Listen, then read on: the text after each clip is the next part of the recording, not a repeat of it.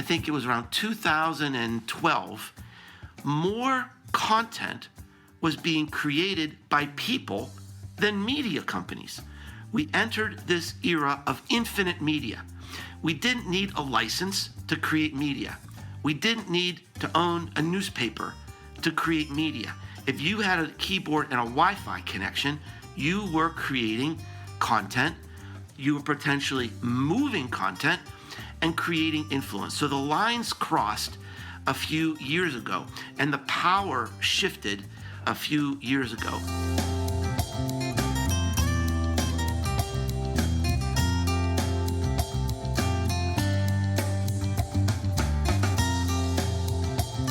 Welcome to Endless Coffee Cup, a regular discussion of marketing news, culture, and media for our complex digital lifestyle.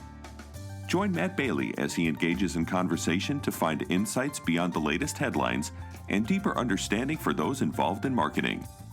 Grab a cup of coffee, have a seat, and thanks for joining.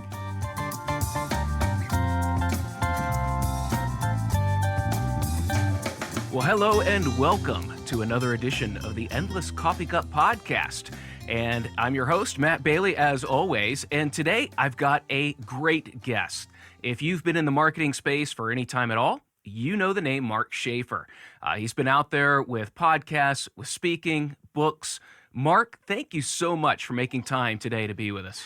Matt, it is a delight to talk to you. I've had a big star on my calendar waiting for this conversation. I appreciate that. Mark, could you give us just a little bit of background about yourself for anyone who may not have heard of you? Yeah, I spent most of my career working in corporate America with and around Fortune 100 companies mostly, and started my own business, I guess it's been around 12 or 13 years ago now. And I am an educator like you. I teach at Rutgers University. I am a keynote speaker. I'm a marketing strategy consultant, which is really my sweet spot. And I'm also the author of 9 books. Some of the books that have been popular in the marketing space have been Known, which has been a best-selling book on personal branding, Marketing Rebellion, which has been a wake-up call really to adjust to marketing in the current age. And my new book is about building momentum for your company and brand called Cumulative Advantage. And so I do a lot and I have fun every day. Good. That is one thing I love about this industry is that, it's only 20 some years old and every day there's a new niche. And so I love hearing that people love what they do. Yeah, it's endlessly fascinating. And we're in a hard time right now because of the pandemic. I think everyone is suffering in some way, and we have to be sensitive to that. But from an academic point of view, there's never been a more exciting time to just observe how the world is changing, how businesses are adjusting, and how marketing is rapidly changing. It is. It's fascinating because nobody has answers. I think prior to this, it was things we've seen before. And so maybe there were some pat answers or there was some guidance. With something we haven't seen before, there's no guidance. Yeah, and going into the pandemic, we guessed wrong on everything. Yeah. We literally guessed wrong on everything. Who could have predicted that we would have a building boom, right? And we'd have shortages of wood and bricks during a pandemic. Who would have guessed that we'd have record sales of Clearasil because people's faces are breaking out from the masks, right? We literally guessed wrong on everything. And I think we're heading into an era of unintended consequences that we're going to guess wrong on everything coming out of the pandemic as well. Because our audience, our consumers have been changed in millions of small and large ways. And it may be years until we fully understand what happened during this pandemic, how behaviors have changed, and how we need to serve our customers to adjust to these new behaviors, these new habits. The number one skill set for marketers, I think, is to be humble. Honestly, we just really need to pay attention right now and to listen, because if we thought we knew what was going on, if we thought we knew our customers, now's the time to really be humble and listen and pay attention. I'm disregarding any research that was conducted before 2020. I mean, I just think it's meaningless. I'm completely serious. Yes. Completely serious. I can't even read anything that was done in 2018 or 2019. We've got a new rudder behind us right now. hmm Oh, absolutely. I completely agree. I mean, this is an event that I think it shook people because prior to this, yeah, we've had natural disasters, but usually small scale. Now it's something that we can't control. And I think prior to this, most people's lives, if you were to describe them, would be under control. That it's predictable. I can control. If something happens, I'll deal with it. And finally, something has happened that almost like, well, it's nature and we can't control it and we don't know what to do. And globally, I don't think there's ever been such a time that's caused us to rethink everything that you know. Absolutely. And let me give you just a tiny, tiny story, a tiny example. I was over at a friend's house, and she showed me this Instagram video, and it was of her 2-year-old nephew blowing out the candles on a birthday cake. And she was livid. She said, in this pandemic, how could anyone be blowing out candles on a birthday cake? I will never do that again. Now, this is like this little scenario that where this young woman is saying, I will never be the same again. Just over this little thing about blowing out candles on a birthday cake.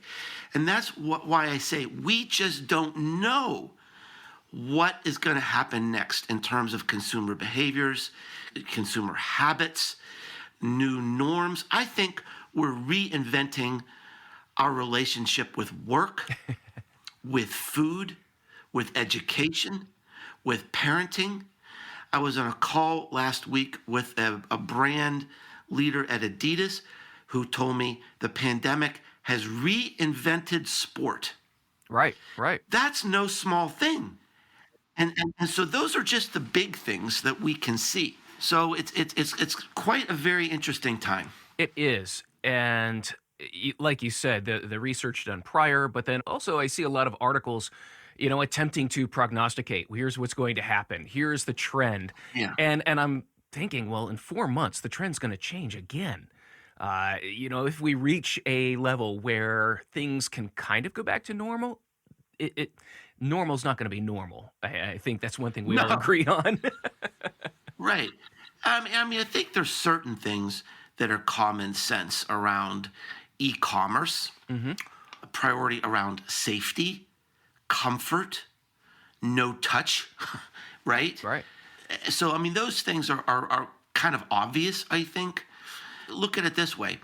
We're now into the second year of this thing, and we've got a whole generation of little children who are being socialized in a way where they're not being reacted to in normal ways. Yeah. They can't see people's faces because of masks, right? They can't play with other children.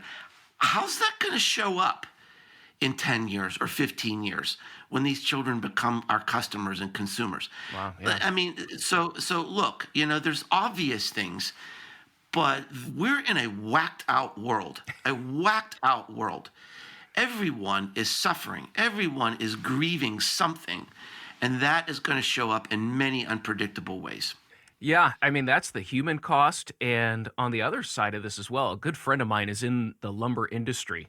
Hallelujah. Yeah, yeah. Oh, he's Oh, happy day. about 3 months ago, he was incredibly nervous because of how much money they put out to buy stock. And they went all in. I think more people have learned about supply chain economics in the past year because it affects now. Yeah, you want to do something, well, we don't have the parts. I read the other day that there's thousands of trucks sitting waiting to be sold because there's no chips for them. So even from a marketing standpoint, we can't market things that aren't in the market. Whoever thought the sexiest career choice would be supply chain management? Right, right. And they're going crazy trying to figure out how do we react to this, but not just now. How do we react to this 5 years from now? And talking to a client about, reshoring operations and what would be the cost of doing that, but yet also comparing that to what they have lost already in the past year.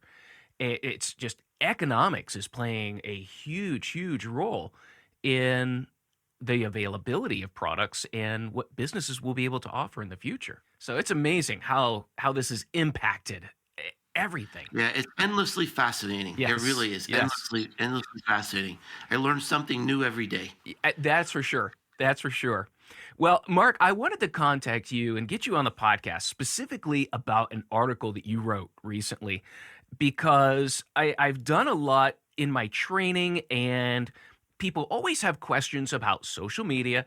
And of course, most of those questions revolve around influencers.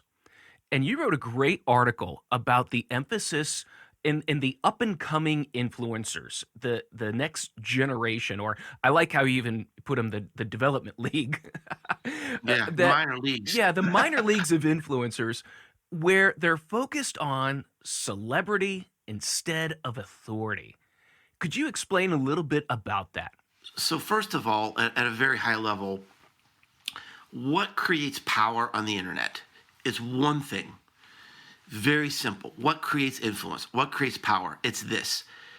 Can a person move content? Can you move an idea? Can you move a story? Can you move a video or a blog post, right? If you can move content in a way that gets other people to notice and react, that is influence, period. So it's a very simple definition. And so I think we need to look at influence marketing through this lens. Hmm. A lot of people, they don't understand. They think influence marketing is silly or fluffy. But if you look at it through this lens, it makes sense. That doesn't really matter if we think a certain person is fluffy or we don't understand their impact on an audience. As long as they move content, they're doing a job for a business or a brand. So that's the highest level. Now, how did this whole thing begin? Well, beginning in the 1990s, this shift began to occur. How did content move before? It was through ad agencies. It was through big marketing programs and PR. But with the advent of the internet, and specifically social media, the power shifted to the people, right? And sometime around, I think it was around 2012, more content was being created by people than media companies. We entered this era of infinite media. We didn't need a license to create media. We didn't need to own a newspaper to create media. If you had a keyboard and a Wi-Fi connection, you were creating content, you were potentially moving content and creating influence. So the lines crossed a few years ago and the power shifted a few years ago. Now, the early days of this power shift were about building authority. The first real way to create content, the earliest way, was blogging. In the early days of social media and the internet, it was still hard to make videos. You needed equipment, you needed software. You couldn't do it on a smartphone back then. Same thing with a podcast. So blogging was the first real way in to create influence. And the way people created popularity for their blogs in general was because they were passionate about something. They were an expert in something like cars or fashion or art or media. And so they developed their authority, their reputation, and their influence through authority. Right. They were passionate about something. And this went on for about a decade. The early video producers, the early podcasters, they were all sort of topic specific. And if you wanted to learn something, if you wanted to connect to a certain industry, you knew where to go. Now, here's the shift, and this became apparent over the last few months. I've done several experiments around influence marketing, and I've been connecting with these new influencers that are growing up through TikTok, through Snapchat, Sometimes we call them micro influencers or nano influencers. And these are the young people coming up who are going to be the big influencers of tomorrow. These are the people who are moving content. And something that became quite apparent to me is that the new generation of people who are creating content are celebrities. So now there are really three different kinds of influencers. And it depends, maybe in your classes you talk about there are 10 or 12. I tend to simplify things as much as possible and say there's three. Yes. Number one is the celebrity, and that's like Kim Kardashian. And there's a certain role for that. There's a certain place for that in the business ecosystem. The next level would be content creators. Those are people like you and me, right? We would not be known if you and I weren't creating content through our blogs, through our podcast, all right? And brands may connect with us because we're known for something. The next level would be these advocates. These are people who just purely share content for the joy of it. They may have smaller audiences, but they're very influential because they're so passionate about whatever it is. Could be cars, it could be fashion, it could be makeup or whatever. And when people see their content, they believe it and they buy it because they know these people are passionate. Right. Now, it occurs to me that the new generation, they're performers. They're creating their influence by entertaining, and I'm talking in a big generality here, right? Oh, yeah, absolutely. At a very high level generality. The people who are becoming the influencers on TikTok and Snapchat, these are going to be the new movie stars. They're going to be the new television stars. They're not going to be the next people who are experts about automotive or about, whatever, about technology.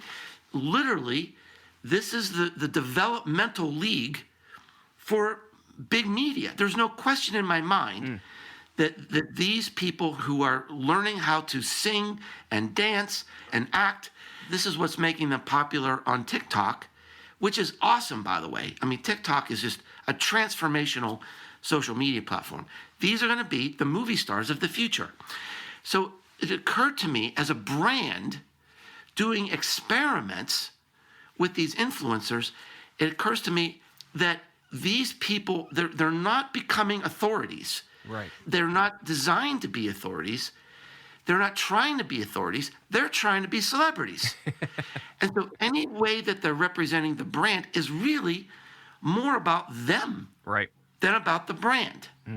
And so now there is a place for celebrity, but it's different.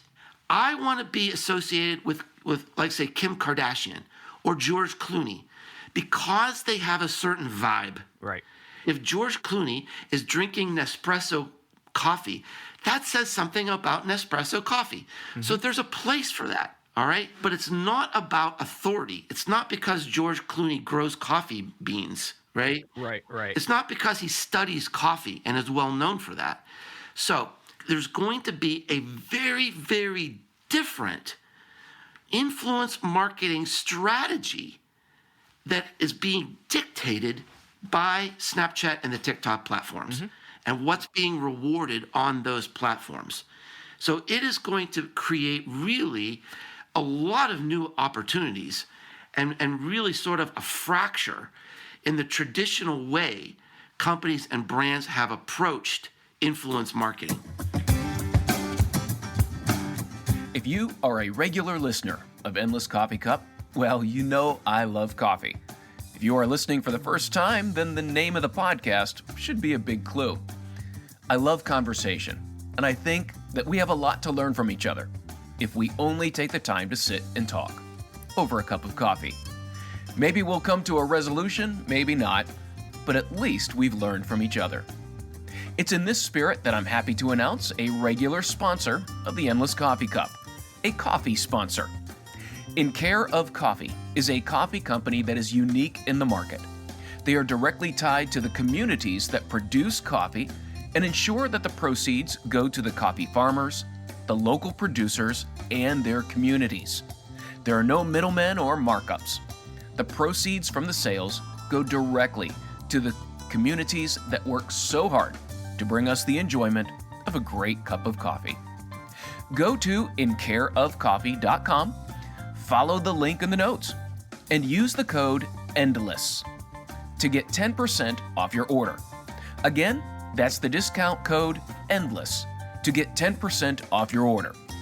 I'm enjoying the whole bean Wewe Tenango coffee today.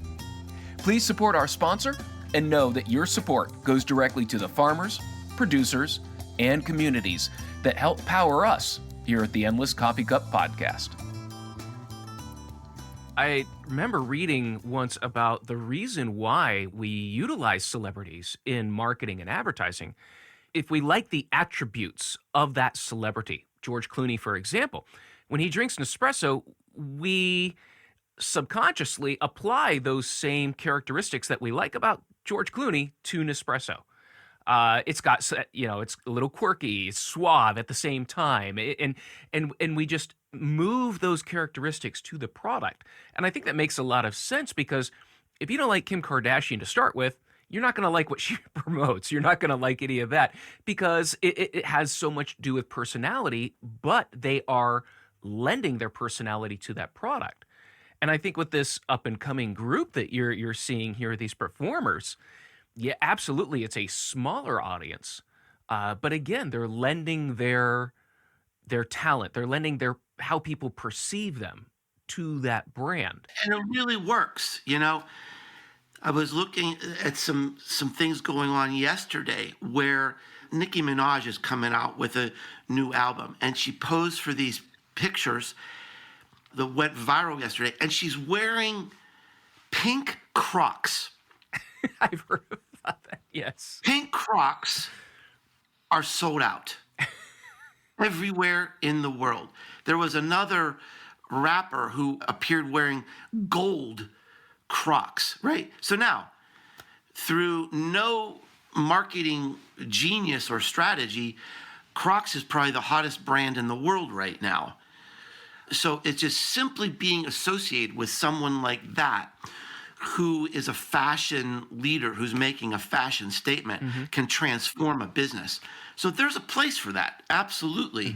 But we have to think about, there's a whole generation where there could be a gap. There could be an authority gap, which also creates an opportunity for, those of us who are actual authorities.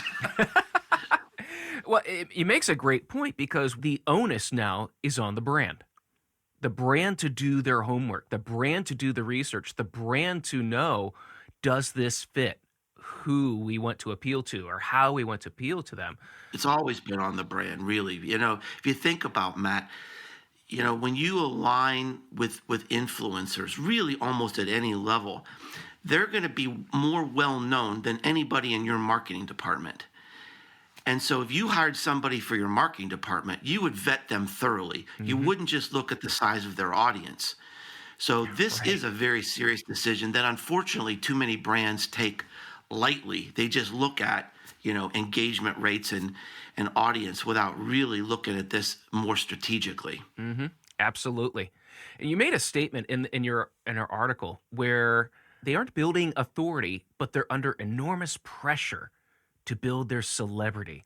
And then that led into a lot of other points that you made, but I thought that was foundational, because if you're an expert, if you're a content producer, if you're an authority, you're constantly learning and synthesizing, which makes it easy then to publish content. Celebrity's not the first thing on your mind. It's the content, it's the authority.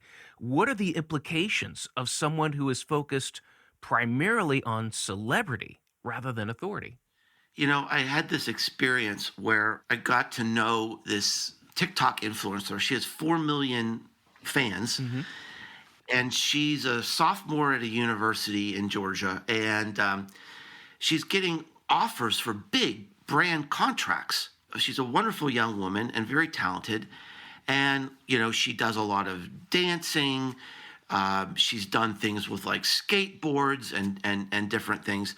And one day she looked at the camera and she said, "What should I do? I'm running out of ideas. What should I do for you guys?" And she's looking for ideas. And so this is to me, this was poignant because it's just as you said, Matt. I mean, for me and you, I mean, I've got a backlog of like 265 blog post ideas, right? I Right. mean, I've got so many things to talk about, so many things to write about. Yes. I couldn't even possibly have enough time to speak and talk and write about all the things that are exciting to me. And there is no pressure for me to be entertaining, to come up with a sea shanty or whatever's popular now Yeah. on TikTok. I don't have to come up with a new dance. I think there's going to be an incredible amount of pressure. I'm worried about that pressure because becoming an influencer, really, it's a legitimate career choice. Now, so is becoming a professional baseball player. So is becoming a movie star. The chances of you actually doing that are almost nil, but that doesn't mean it's not legitimate. Right. I saw a statistic, research that showed in the UK, 75% of the teenagers in the UK want to be an influencer when they grow up. Now, 74.99% of them are going to be disappointed. That doesn't mean they shouldn't try. Follow your dreams, go for it. If you want to be a baseball player, go for it. My son wanted to be a rock star. I said, go for it. Now, deep down inside, I'm going, oh my gosh, that's a terrible career choice.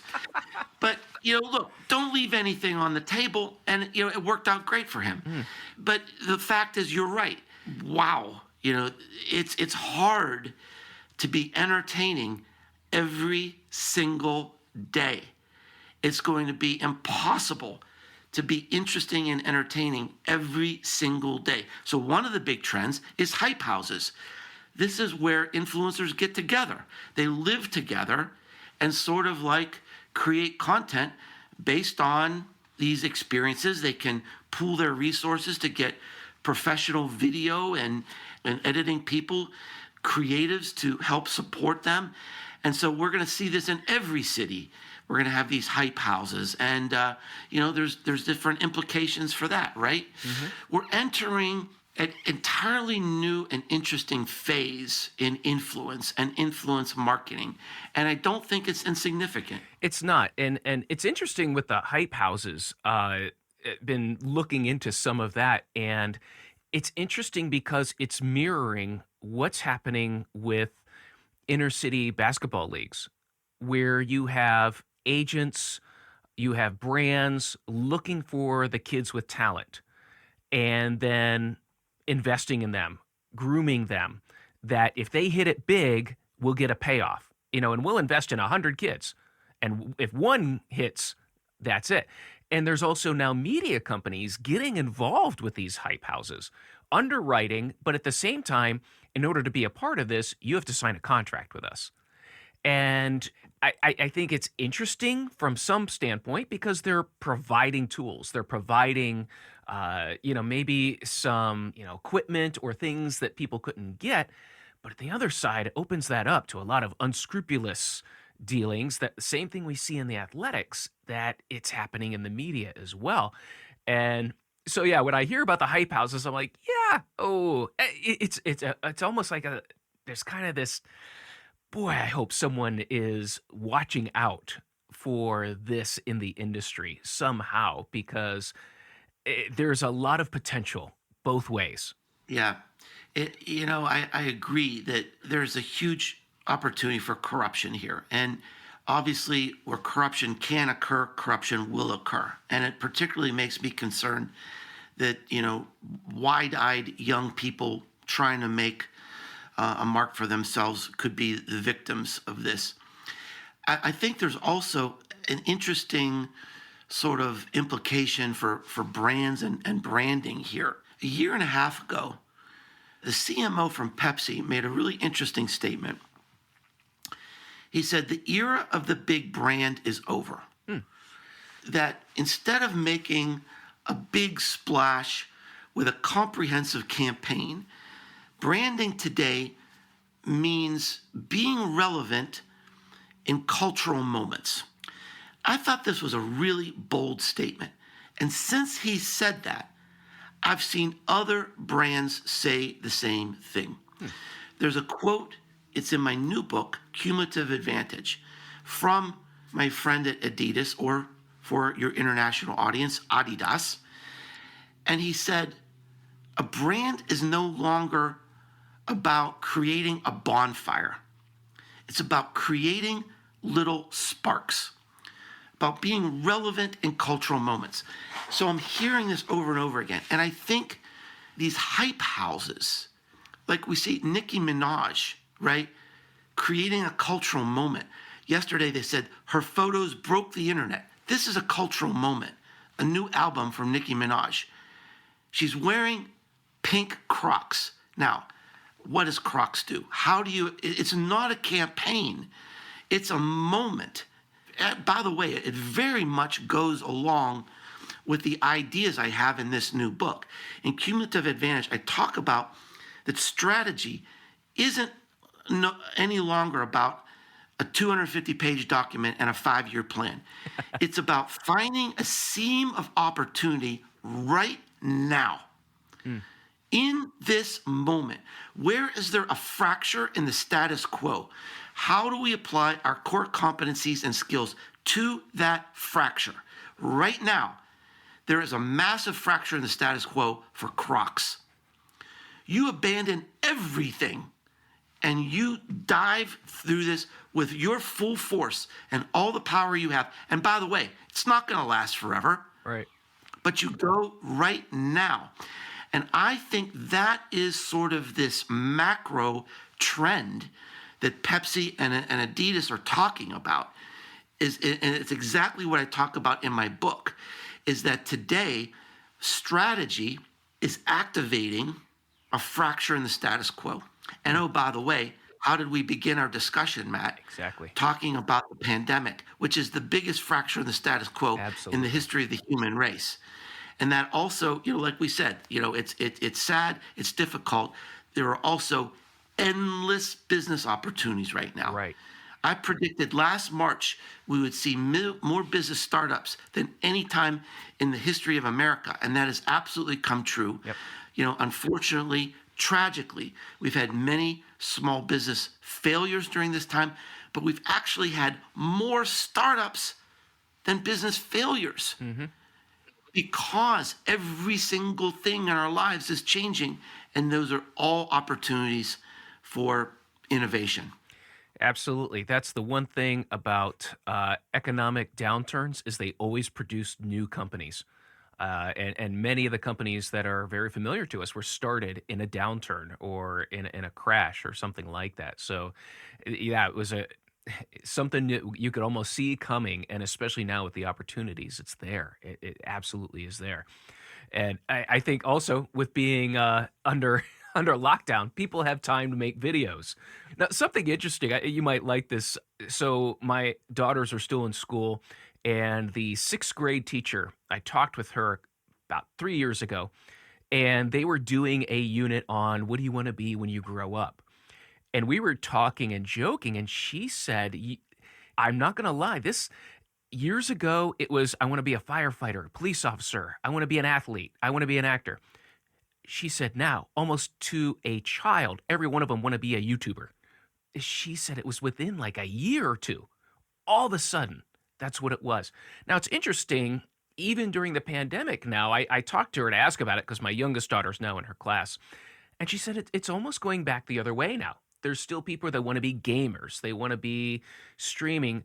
But yet now, she said it's almost like it's kind of going away with the younger generation. These are sixth graders, seventh graders. It's kind of going back. So I don't know if that's maybe a pendulum thing, but it really captured the imagination for a number of years. Like you said, 70% of them want to be an influencer or some level of entertainer online because that's where they're seeing entertainment now. That's where they're getting it. I mean, every morning my daughter is watching YouTube when she gets ready for school. She's got her headphones in, and part of me wants to shut her down, but I remembered, well, when I was her age, I had my Walkman, and I had those headphones on all morning, and I never talked to my parents. I just got ready and left the house, so there's a lot of that same area, and I feel like I just need to be patient. I just need to let her do her thing. But their media consumption is completely different. And so their view on media is so different. And I think, those of us that are older in marketing departments, it's a different way now of approaching the media landscape. It is. And I also think it's inspiring and energizing. In the Marketing Rebellion book, I talk about how our old ways of marketing and advertising, they just don't work. They won't work. That people are not seeing ads. You could easily say that advertising consumption is down 95% in the last 5 years, right? I mean, I watch more TV than ever in my life. I never see an ad because I'm watching on Netflix, or I'm watching on, I'm watching The Mandalorian or something, right? I listen to music all the time. I never hear an ad because it's on Spotify, or, I'm listening to an audiobook. And 650 million people in the world have ad blockers on their smart devices. And even when people hear ads, they don't believe them. Right. And we see what's going on with Apple right now and the privacy things. Apple isn't being mean. They're not punishing Facebook. Here's what they're doing. They're listening to people. Absolutely. Absolutely. Here's what the world is saying. We're skipping your ads. We're blocking your ads. We're paying more to not see your ads. Stop finding tricky ways to show us ads, please. And Apple's saying, you're right. This is exactly what I predicted in the book. Now, here's what's exciting. The young people today, the young entrepreneurs, they know this. And they look around and they say, look at all the stupid things these big companies are doing. We would never do that. And almost every case study, almost every success story in that Marketing Rebellion book is from someone under 30 because they get it. You got to stop interrupting people. You have to stop intercepting people. You got to stop spamming, annoying. You got to stop robocalls and all this other crap.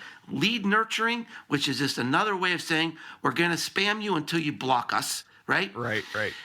It's just a friendly little term that really means we're going to annoy you, right? Just stop it. Stop doing what people hate. Just stop it. And look at how do we connect to people, how do we market to people like they're our friends? It's really that simple. And the young people today are leading us in that direction. This is another way how marketers need to be humble right now and need to watch and listen and see how these new businesses are connecting to customers in a new way. They are leading us to the future of marketing.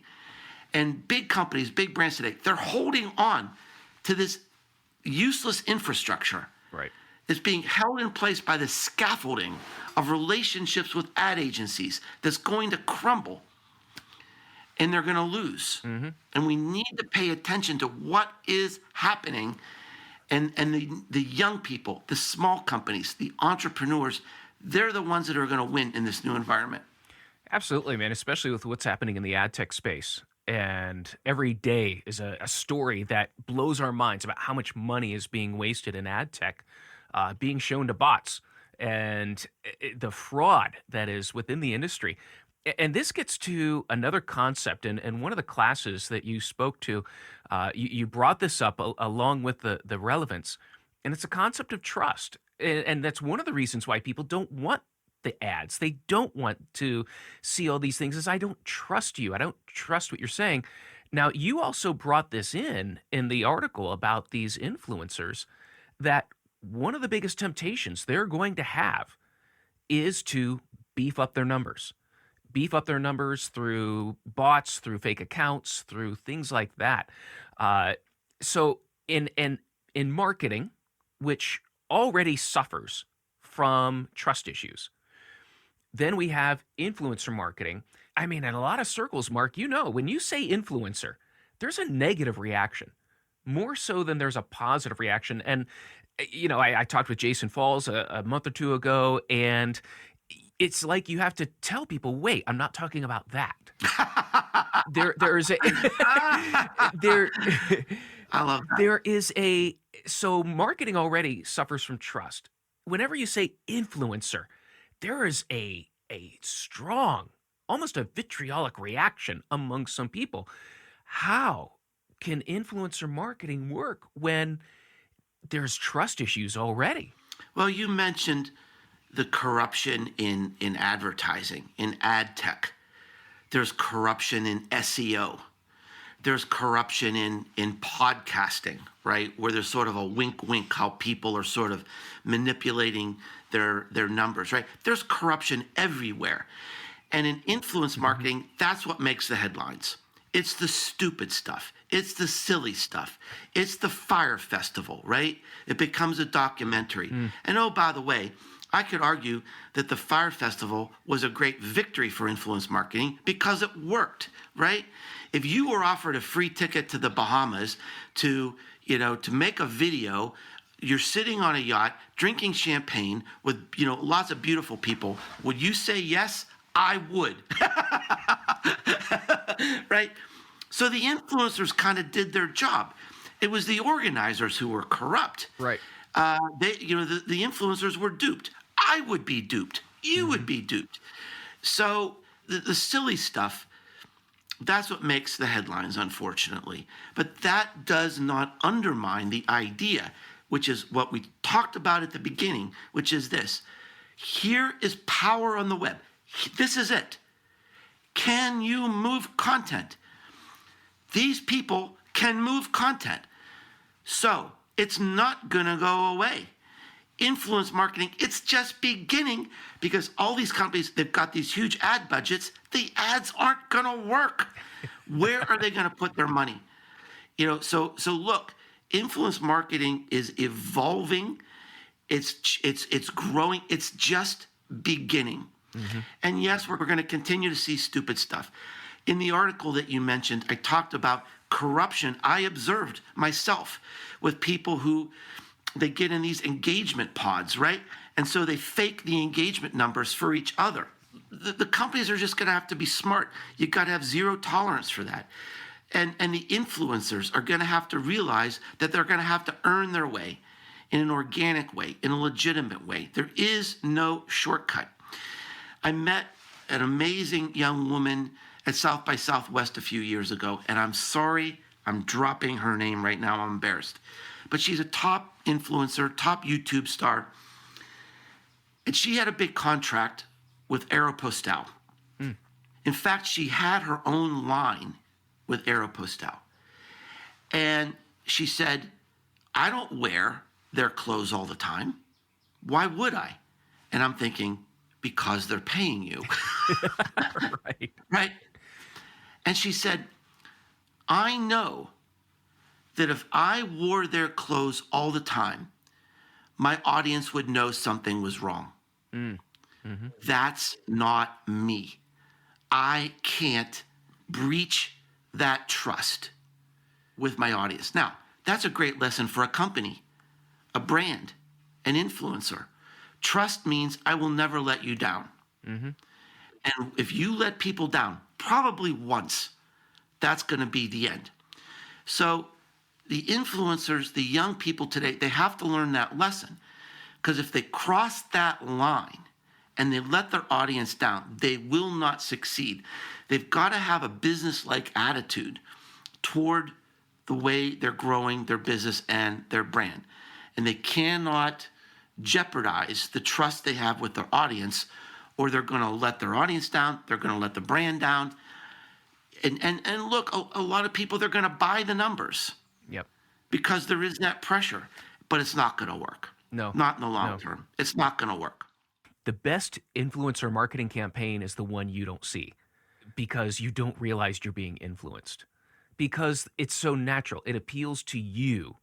And it's someone saying something that you agree with. It's someone you know or are familiar with. And it's persuasive. And so I believe the best influencer campaign is when you don't realize it's a campaign. Like the woman you were talking about, I don't wear the clothes all the time. It's subtle. It's not in your face. It's we're using people in your circle to influence you. And that, I think, is probably a great way of maybe, instead of thinking about the in your face, I'm going to, push this on you. Again, it goes right back to what you were saying was the problem with marketing. It's, no, let's reach the influencers that reach the audience. And and the influencer is not always the entertainer. There's other people around that fit that mold of being an influencer. So yeah, Mark, hey, thank you so much for your time today. Of course, the way we always end a podcast, how could people find you if they want to learn more or follow or get access and see the article as well as others you've written? Yeah, thanks, Matt. Well, it's really easy to find me. If you can remember Businesses Grow, businessesgrow.com. That's my website. You can find my blog, the Marketing Companion podcast, all my books, my social media connections. I follow everybody back on LinkedIn, so I'd love to connect with people on LinkedIn. And Matt, thanks so much. It was just a delight talking to you. And, you certainly got me up on my soapbox on a few topics here today. So job well done. All right. Well, thank you. It's always a pleasure, Mark, and always enjoy, bringing you in on the classes when we're. For those of you, some of you watching the podcast, already. We're teaching classes out in the United Arab Emirates, and Mark has been able to come in and provide some of our expert talks.